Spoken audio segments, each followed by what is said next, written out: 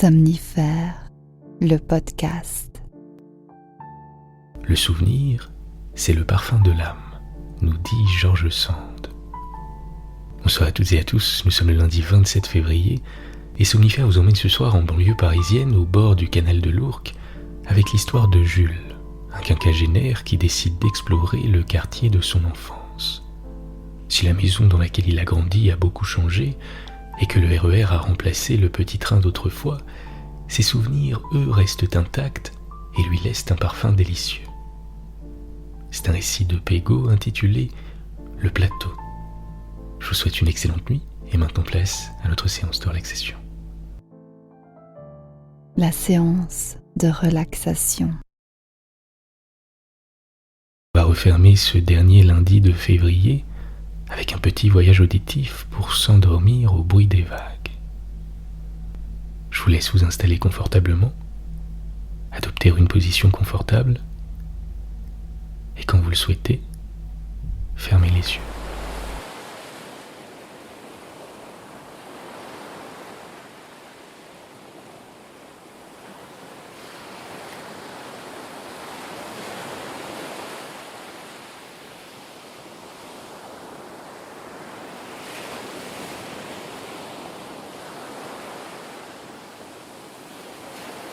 Dans un premier temps, on va simplement, pendant une petite minute, laisser notre corps se mettre en veille et suivre tranquillement les mouvements de notre respiration.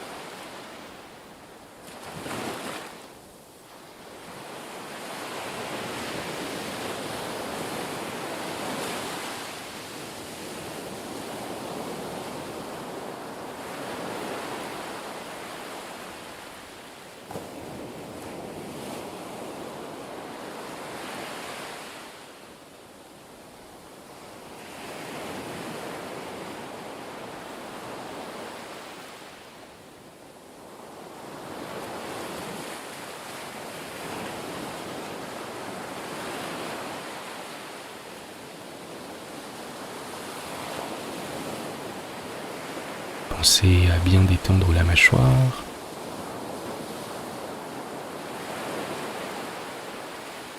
à desserrer les poings,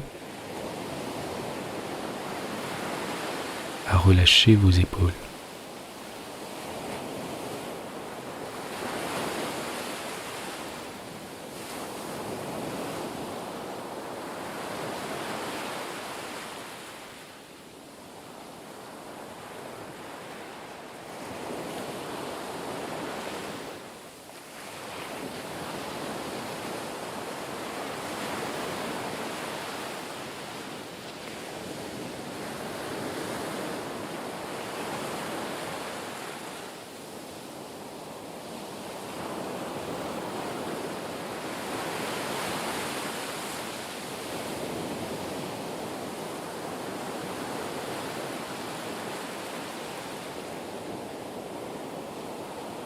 Laissez votre attention lentement se diriger sur votre visage et sur le poids de votre tête sur l'oreiller.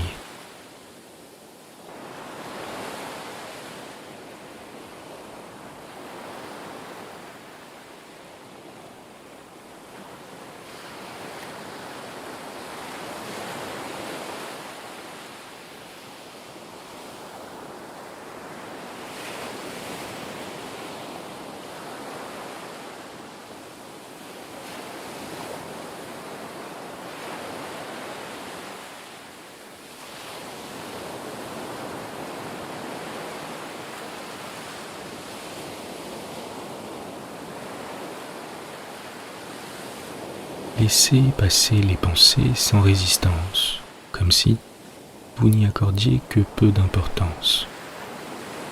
Et recentrez votre attention sur le moment présent, sur les appuis de votre corps avec le matelas,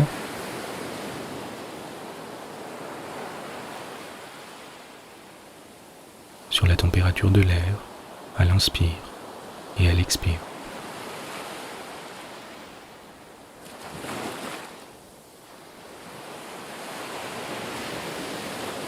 Sur la détente qui s'installe progressivement.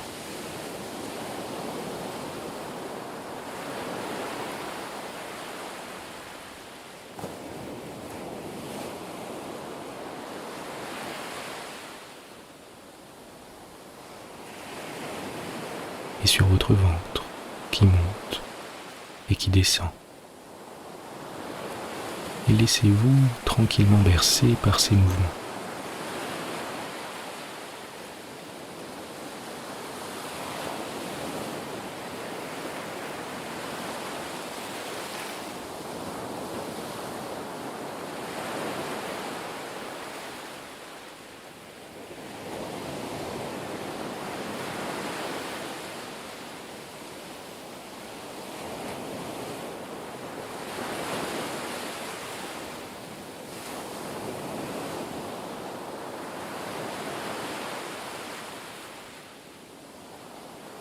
Portez votre attention sur vos deux pieds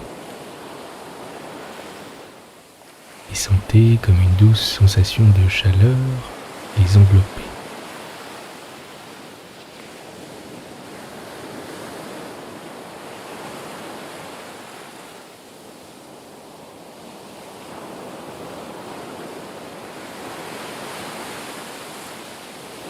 Laissez cette sensation remonter lentement vers vos chevilles.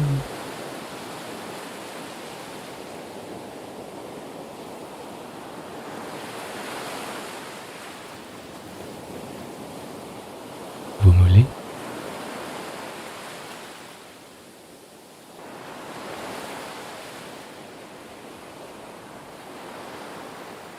vos genoux,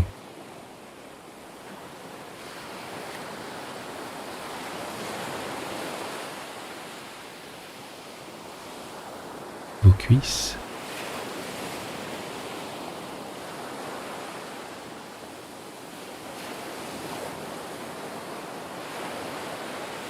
vos hanches,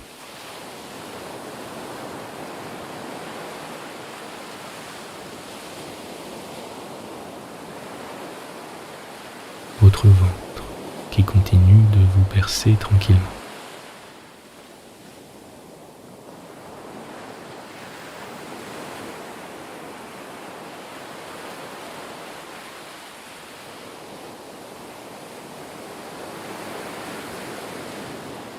Votre poitrine et votre dos.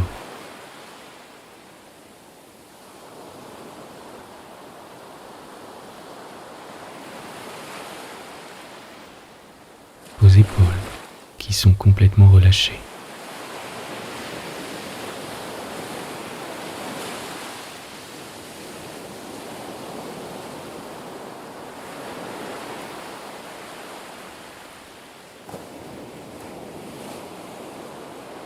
Laissez cette sensation de détente s'installer un peu plus à chaque expire.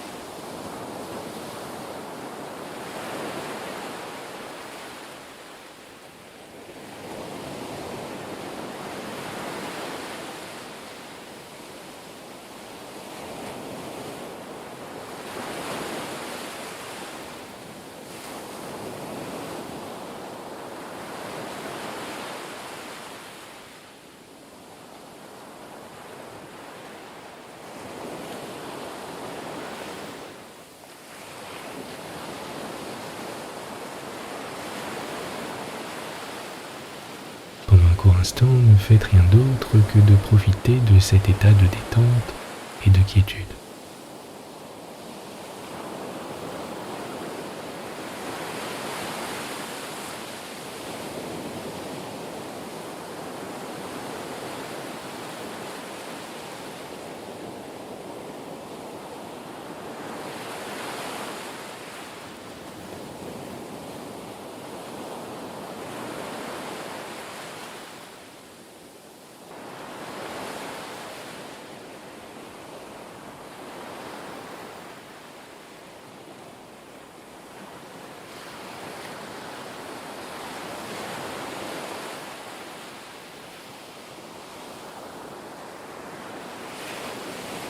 concentrez-vous simplement sur votre ventre, qui continue de vous bercer tranquillement, et sur les mouvements de votre respiration, à l'inspire et à l'expire.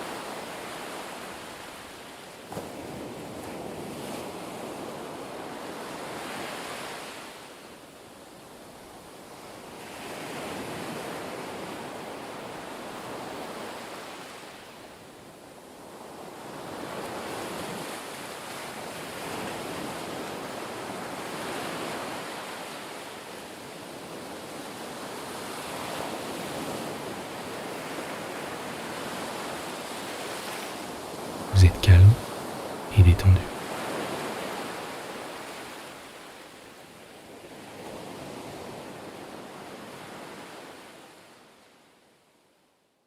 L'histoire du soir.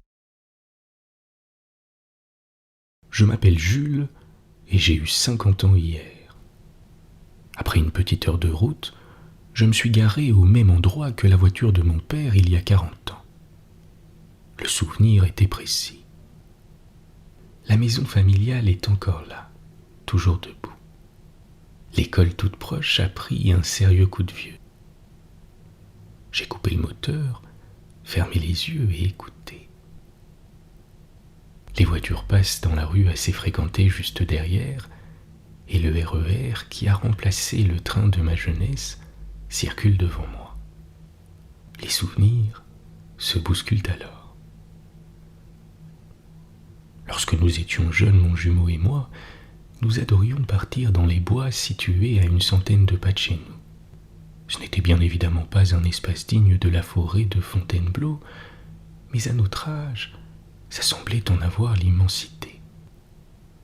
Ces quelques petits hectares étirés sur des centaines de mètres et bordés d'une part par la voie ferrée et d'autre part par le canal de l'Ourcq, nous paraissaient infinis.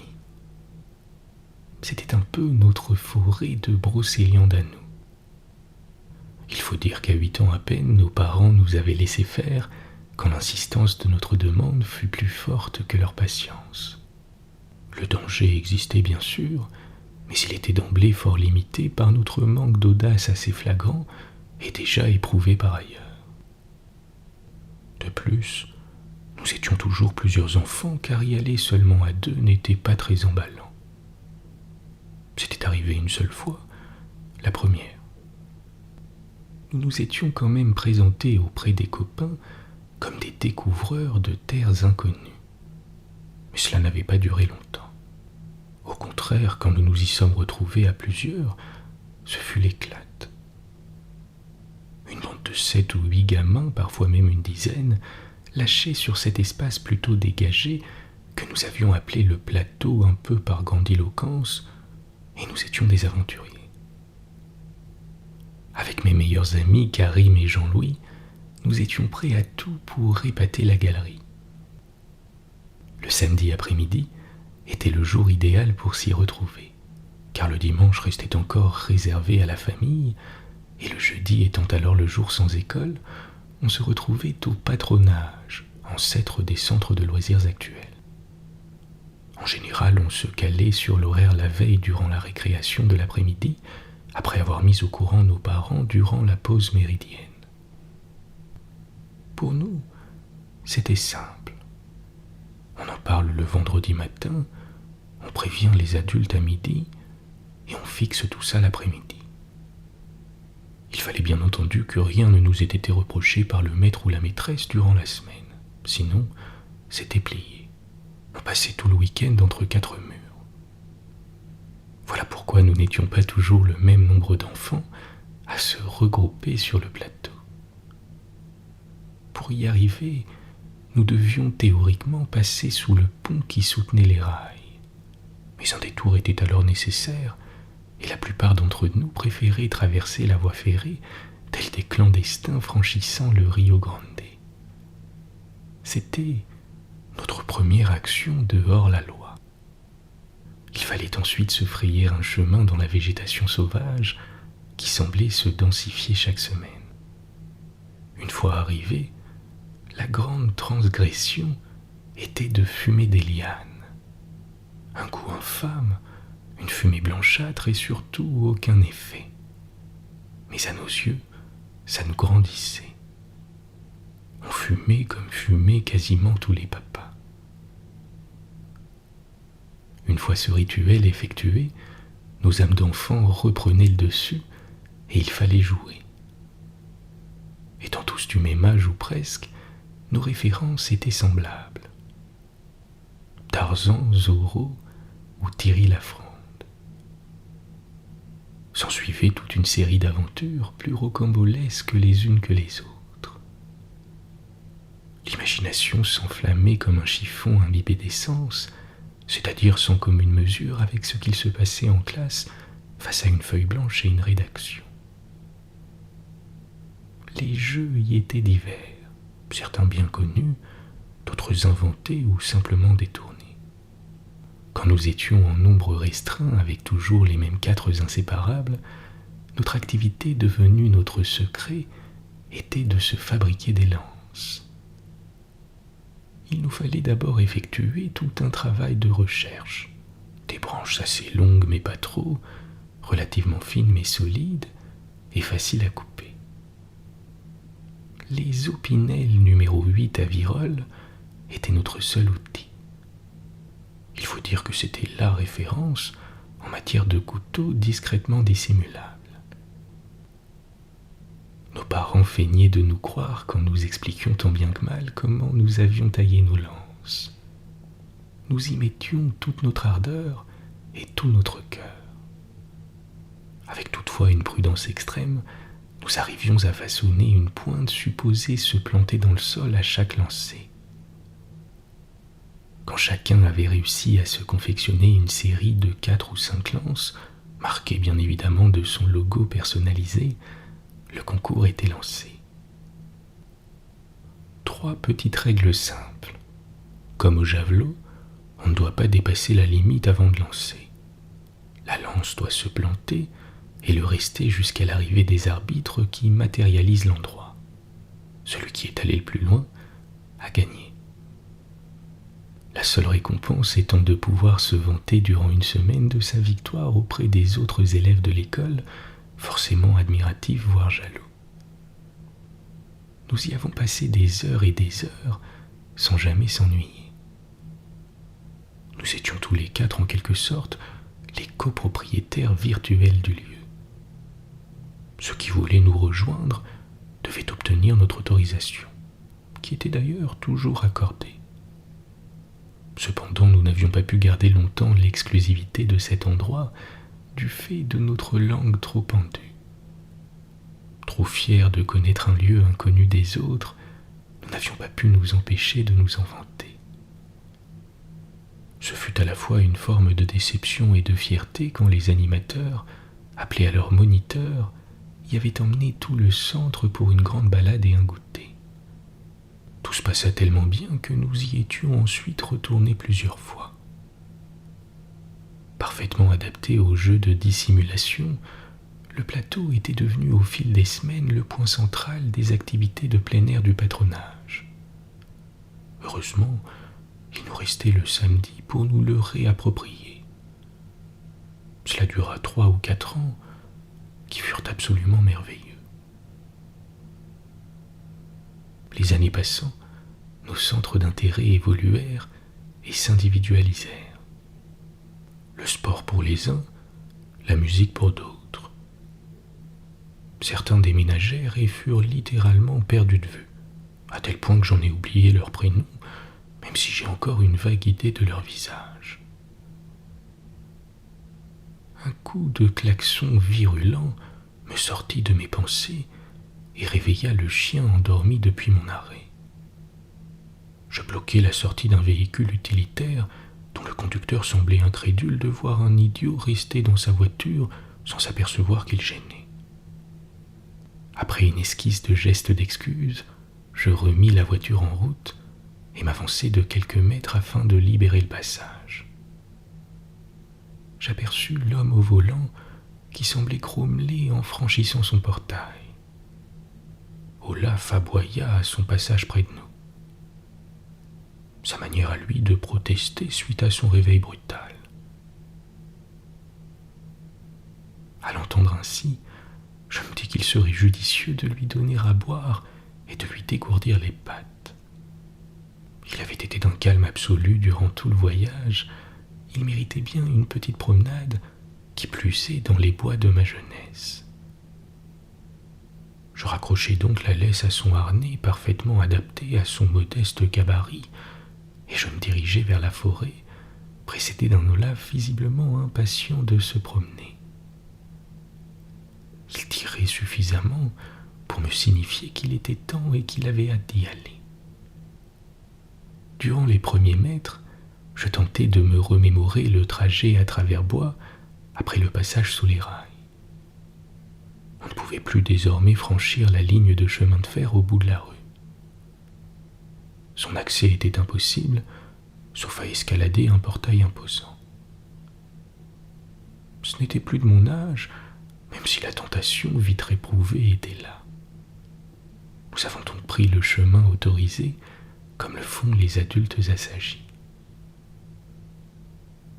Le petit tunnel emprunté est toujours aussi résonnant quand on le franchit.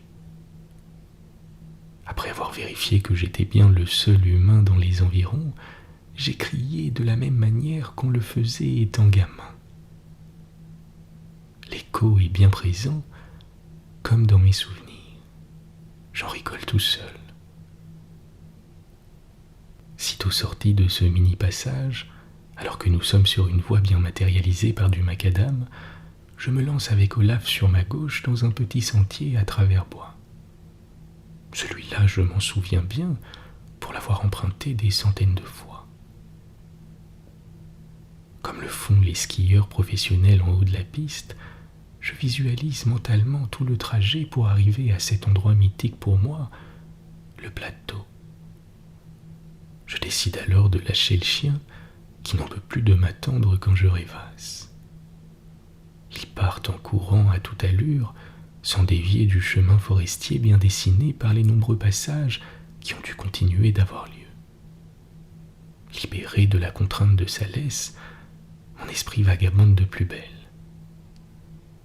Je me réjouis à la pensée que d'autres enfants ont sans doute eux aussi conquis ce territoire au fil des années. La réalité me rappelle à elle quand j'aperçois que le plateau, mon plateau, n'existe plus. La végétation a repris ses droits et cet ancien espace de jeu est désormais un fouillis d'herbes sauvages, d'arbres plus ou moins anciens et de ronces entremêlées. Malheureusement, il y a également des déchets qui sont tout sauf naturels. Un vieux canapé éventré, des chaises cassées, des emballages déchirés. C'est assez désolant. Olaf ne s'en préoccupe pas, lui. Il va et vient en reniflant partout. Le nombre quasi infini d'odeurs qu'il doit repérer et peut-être identifier le ravit. Il fait des allers-retours incessants, comme pour me signifier sa reconnaissance de l'avoir amené dans ce paradis canin. Il me redonne le sourire, et nous refaisons le chemin en sens inverse, car toutes les bonnes choses ont une fin. Je me dis que cette lointaine période d'insouciance était belle. Sans m'en rendre compte, nous sommes déjà arrivés sur la voie goudronnée qui mène à un autre quartier de la ville. Les minutes ont défilé et la nuit commence légèrement à s'annoncer.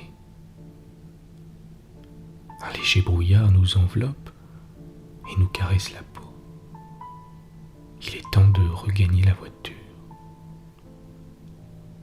Olaf, de nouveau en laisse sur le trottoir qu'il a du mal à ne pas quitter, ne tire plus. J'ai le sentiment qu'il a compris que sa belle escapade était terminée. En effet, il remonte sans précipitation ni recul dans la voiture, reprend sa place et semble s'endormir presque instantanément. Ses rêves doivent être peuplés des animaux sauvages dont il a senti l'odeur. Quant à moi, cet après-midi nostalgique m'a fait du bien. Je n'ai pas vu passer mon demi-siècle. J'ai hâte de vivre le prochain. Bonne nuit. Bonne nuit.